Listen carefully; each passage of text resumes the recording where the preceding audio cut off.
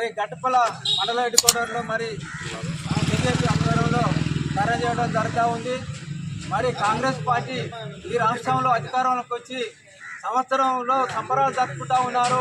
మరి వాళ్ళు ఇచ్చిన వాగ్దానాలు గిట్ట మరి ఏమాత్రం నెరవేర్చలేదు. అదేవిధంగా రైతులకు రుణమాఫీ చేస్తామని చెప్పి మరి ఓట్లలో గెలిచిన తర్వాత రైతులకు మొండిసేయి చూపించి కనీసం 50% కూడా రుణమాఫీ చేయలేని కాంగ్రెస్ ప్రభుత్వం ఈరోజు అరాచకానికి తెగబడింది. అదేవిధంగా మరి మహిళలకు 2500 రూపాయలు ఇస్తామని ఎన్నికల్లో మరి వాగ్దానం ఇచ్చి ఇంతవరకు ఎక్కడ కూడా మరి నెరవేరలేదు.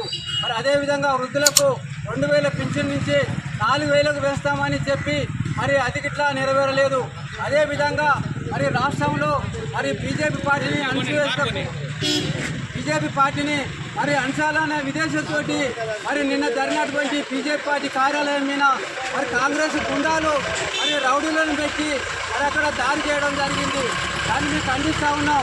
బీజేపీ పార్టీ తలుచుకుంటే నువ్వు ఒక్క రాష్ట్రంలో ఉన్నావు, దాదాపు 29 రాష్ట్రాలలో మరి మేము 25 రాష్ట్రాలలో మరి పటిష్టంగా ఉన్నావు. నువ్వు ఏ మూల కూడా జరిపావు రేవంత్ రెడ్డి.